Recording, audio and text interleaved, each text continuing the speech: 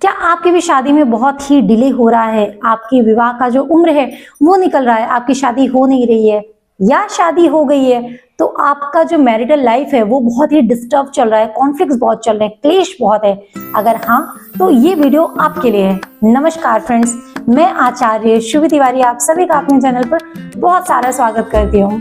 इस वीडियो में हम बात करेंगे कि कौन कौन से वो रीजंस होते हैं जिसकी वजह से शादी में डिले होता है या शादी हो जाती है तो हमेशा कॉन्फ्लिक्ट्स लगे रहते हैं, मैरिटल इश्यूज बहुत होते हैं। या ज्योतिषीय उपाय के बारे में बात करेंगे कि क्या ऐसी चीजें हम कर सकते हैं जिससे मैरिटल इश्यूज को बेहतर किया जा सके या शादी के प्रबल योग क्रिएट किए जा सके। तो इन सारी चीजों पर बहुत ही डिटेल तरीके से हम आप सभी से बात करेंगे। पर वीडियो में आगे बढ़ने के पहले अगर आपने वीडियो को लाइक नहीं किया तो प्लीज वीडियो को लाइक करिए, चैनल को सब्सक्राइब करिए और अपने फ्रेंड्स और फैमिली के साथ इस वीडियो को शेयर भी जरूर करिएगा। और उन लोगों के साथ विशेष तौर पर जिनकी अभी शादी नहीं हुई है या फिर उनके मैरिज में इश्यूज चल रहे हैं। ठीक है जी, तो वीडियो में आगे बढ़ते हैं और बात करते हैं कि वो कौन कौन से ऐसे रीजंस होते हैं जिसकी वजह से शादी में डिले होता है। पहला होता है कि आपकी कुंडली के कॉम्बिनेशंस। कुंडली में जो विवाह का भाव होता है, मीन्स आपकी कुंडली का जो 7th हाउस है, अगर वो पीड़ित है या किसी भी तरीके से वो डिस्टर्ब्ड है तो आपकी शादी में डेफिनेटली डिले होगा। या मान लीजिए कि शनि देव की उन पर दृष्टि है।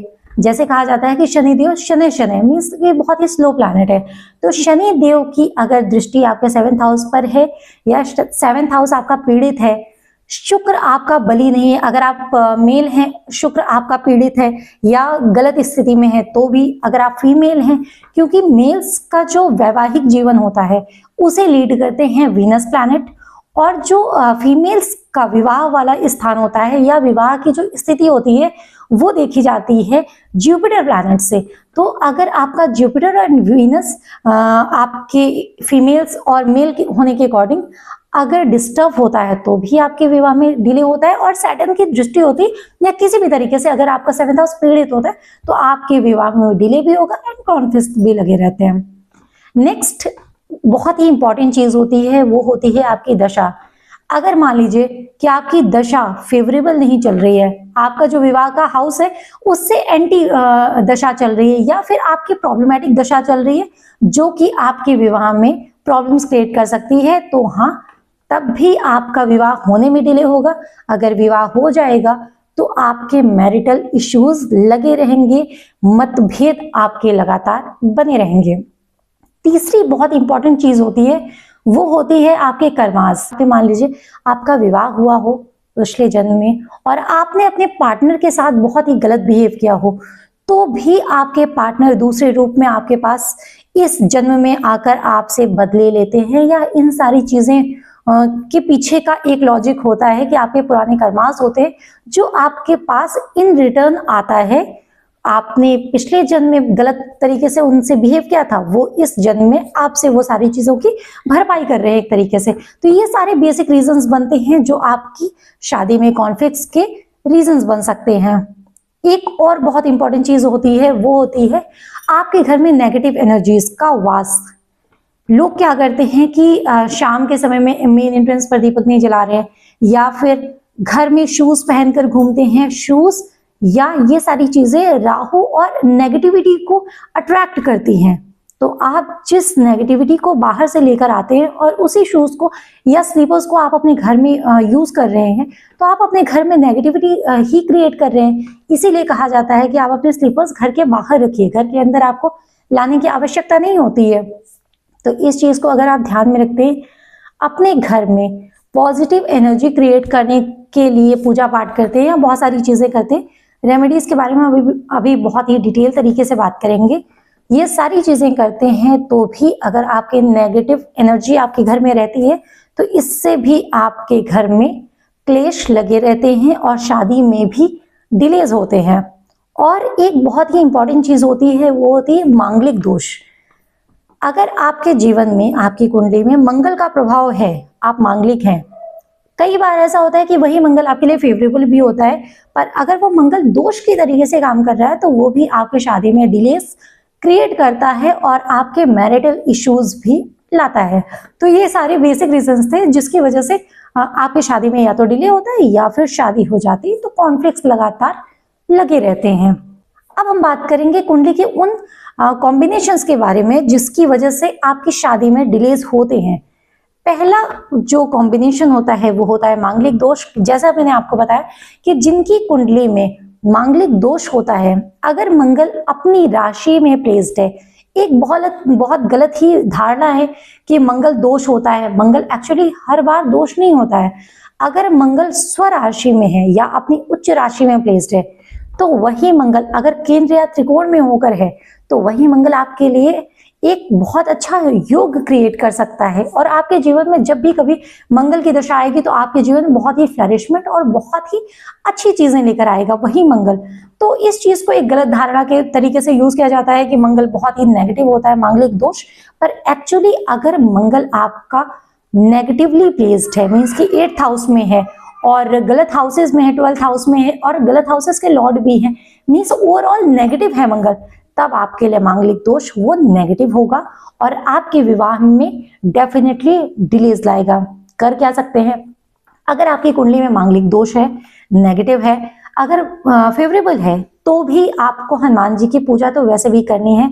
हनुमान जी की पूजा करना शुरू करिए और साथ ही हनुमान जी के मंत्रों का जप शुरू करिए। अगर आप मेल हैं तो हनुमान जी के ऊपर चमेली और सिंदूर का तेल, मीन्स कि उसका लेप बनाकर अगर हनुमान जी की सेवा शुरू करते हैं, उनके चरणों में लगाना, उनके बॉडी पर अगर आप लेप शुरू करते हैं तो इसके आपको बहुत सारे बेनिफिट्स मिलेंगे। और साथ ही हनुमान जी की नियमित पूजा आराधना, ये सारी चीजें करना शुरू करिए, आपको डेफिनेटली बहुत सारे बेनिफिट्स मिलेंगे। साथ ही अगर आप 11 मुखी रुद्राक्ष धारण करते हैं तो इससे भी आपको विशेष कृपा प्राप्त होगी हनुमान जी की। नेक्स्ट जो इंपॉर्टेंट होता है वो होता है आपकी कुंडली में शनि दोष। कई बार ऐसा होता है कि कुंडली में शनि दोष, जैसे मैंने आपसे बताया कि अगर 7th हाउस में शनि का किसी भी तरीके से नेगेटिव प्रभाव है, शनि की ही राशि हो 7th हाउस और शनि वहीं पर प्लेस्ड हो, तो ऐसा जरूरी नहीं कि आपकी शादी लेट ही होगी, क्योंकि कोई भी प्लेनेट अपना घर खराब नहीं करता। ठीक है जी, तो अगर 7th हाउस में ही शनि प्लेस्ड है तो वो अदरवाइज केस है, वरना आपकी शादी में अगर शनि मान लीजिए 5th हाउस में प्लेस्ड है और 3rd हाउस से आपके 7th हाउस को देख रहे हैं, तो शादी में डिले होगा। या फिर शनि किसी भी तरीके से नेगेटिवली देख रहे हैं, या आपके जो 7th हाउस का लॉर्ड है वो 8th हाउस में प्लेस्ड है, तो ये भी एक बहुत इंपॉर्टेंट कंडीशन होती है जिसमें आपका विवाह लेट में होता है। ठीक है जी, तो ये सारी चीजें होती हैं कि अगर शनि के प्रभाव से आपकी शादी में डिले हो रहा है तो आप शनिवार के दिन सरसों के तेल का दीपक जलाना शुरू करिए। शनि मंदिर में सरसों के तेल का दान करिए और किसी भी लोहे के पात्र में सरसों का तेल लीजिए और शनि मंदिर में शनि देव के चरणों पर उस तेल का अर्पण शुरू करिए। एवरी सैटरडे ये रेमेडी आप करना शुरू करिए, आपके विवाह में बहुत ही बेहतरी दिखेगी और आपके विवाह के प्रबल योग बनने डेफिनेटली शुरू हो जाएंगे। नेक्स्ट बात करते हैं हम राहु और केतु के दोषों के बारे में। अगर आपके साथ भी ऐसा ही हो रहा है कि रिश्ते आ रहे हैं पर पूरा प्रोसेस सही चलता है पर अचानक में रिश्ता टूट जाता है, या फिर विवाह से रिलेटेड चीजों में आपको धोखे मिल रहे हैं या कुछ ऐसी चीजें हो रही हैं, तो मान लीजिए कि आपकी कुंडली में राहु से रिलेटेड कोई ना कोई दोष जरूर है, विवाह से संबंधित आपके जीवन में ये सारी चीजें लगी रहने वाली हैं। तो आप एक रेमेडी करिए। करना क्या है, जटा वाला नारियल लीजिए, उसको अपने सर से इस प्रकार से एंटी क्लॉकवाइज 7 टाइम्स उतारकर किसी भी बहते हुए जल में प्रवाहित कर देना है। इस रेमेडी को आपको बुधवार और शनिवार को करना है 13 टाइम्स, बुधवार देन शनिवार देन बुधवार, ऐसे करते हुए जब 13 बार हो जाए तो इस रेमेडी को बंद कर दीजिए। इसको करना है और साथ ही आप अगर राहु केतु की शांति भी करवाते हैं तो ये भी आपके लिए बहुत ही बेनिफिशियल रहेगा। और नाग पंचमी पर की जाने वाली पूजा भी आपके विवाह में जो राहु केतु से रिलेटेड इश्यूज चल रहे उसमें भी डेफिनेटली बेहतरी लाएगी। अब एक बहुत इंपॉर्टेंट चीज होती है आपका 7th हाउस। 7th हाउस आपका मैरिज हाउस होता है। मान लीजिए अगर आपका मैरिज हाउस ही पीड़ित है तो चाहे कितने भी अच्छे कॉम्बिनेशंस क्यों ना बन रहे हो, पर अगर आपका मैरिज हाउस डिस्टर्ब्ड है तो आपकी शादी में डिलेज या कॉन्फ्लिक्ट्स लगातार लगे ही रहेंगे। तो इस चीज को आपको विशेष तौर पे ध्यान देना है कि आपको अपना 7th हाउस बहुत अच्छे से तैयार रखना है। मीन्स कि अगर आपका 7th हाउस प्रबल है, अच्छी स्थिति में है, पावरफुल है, डिग्री वाइज बहुत अच्छा है, ओवरऑल अगर बहुत अच्छी स्थिति में है 7th हाउस, तो आपका मैरिटल लाइफ भी बहुत अच्छा रहने वाला है और शादी में भी डिलेज नहीं होंगे। अब मेन चीज क्या है कि अगर आप मेल हैं तो आपको अपने वीनस प्लैनेट पर बहुत ध्यान देना है, अपना ड्रेसिंग बहुत अच्छे से रखना है, फीमेल्स की रिस्पेक्ट बहुत करनी है, ये सारी चीजें बहुत अच्छे से प्रिपेयर करनी है। अगर आप फीमेल हैं तो आपको केले के जड़ का पूजन नियमित तौर पर करना है, स्पेशली थर्सडे को जरूर करना है। बृहस्पतिवार को विष्णु सहस्त्रनाम जरूरी तौर पर करना है, और बृहस्पति को एक्टिवेट करने के लिए अगर आप येलो कलर्स पहनना शुरू करते हैं तो आपके लिए बहुत फेवरेबल रहेगा। तो ये सारी चीजें करना शुरू करिए। अपने प्लैनेट को जितना फेवरेबल तरीके से एक्टिवेट करेंगे उतना आपके विवाह में जल्दी भी होगी, और आपका विवाह अगर हो चुका है तो उसमें भी शांति बनी रहेगी और कॉन्फ्लिक्ट्स आपके शांत होंगे। अब बात करते हैं कि कौन कौन सी ऐसी रेमेडीज की जा सकती हैं जिससे आपके विवाह में शीघ्रता हो सके और आपका विवाह जल्दी हो सके। अगर आप फीमेल हैं तो आप येलो कलर के कपड़े ज्यादा से ज्यादा पहना करिए। विष्णु सहस्त्रनाम का पाठ आपके लिए बहुत ही बेहतरीन रहने वाला है। केले के जड़ का पूजन भी आपके लिए बहुत अच्छा रहेगा, और साथ ही अगर आप चने की दाल का दान करते हैं तो ये भी आपके लिए बहुत ही अच्छा रहने वाला है। अगर आप मेल हैं तो फर्स्टली आप लेडीज की रिस्पेक्ट करना शुरू करिए। फीमेल्स शुक्र होती हैं, आपके लिए जो फीमेल्स हैं वो शुक्र हैं, वीनस प्लैनेट है।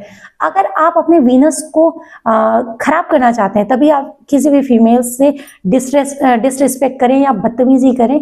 और अगर आपको किसी से मतभेद भी है तो आप एटलीस्ट बात मत करिए, पर किसी से भी गलत तरीके से बिहेवियर नहीं करना है, ठीक है जी।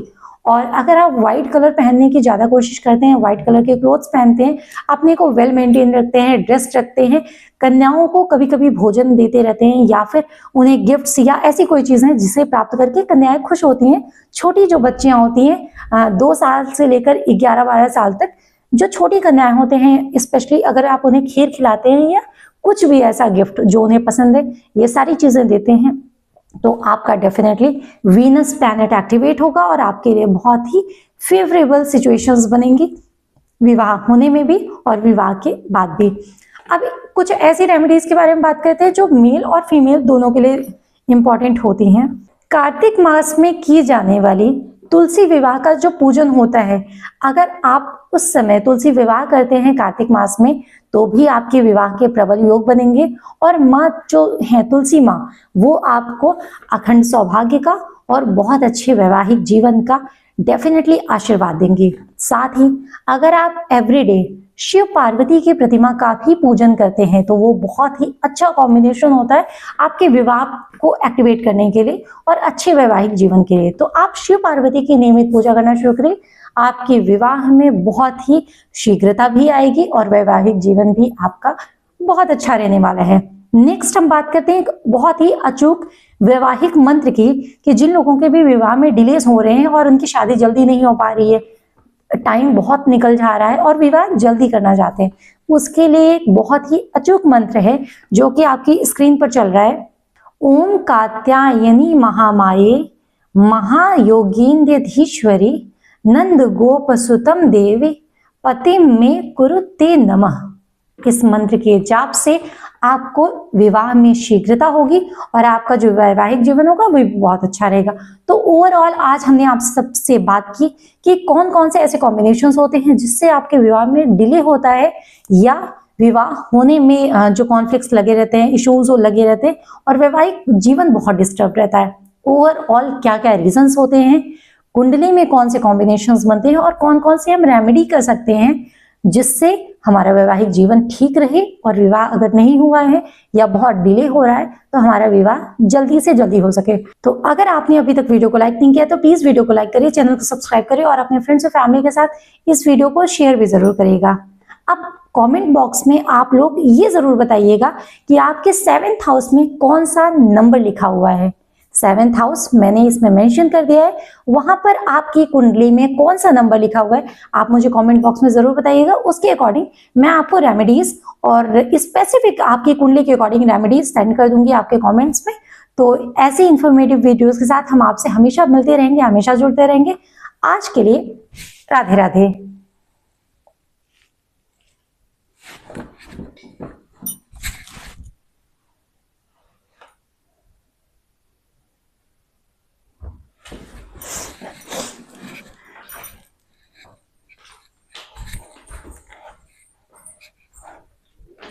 हाँ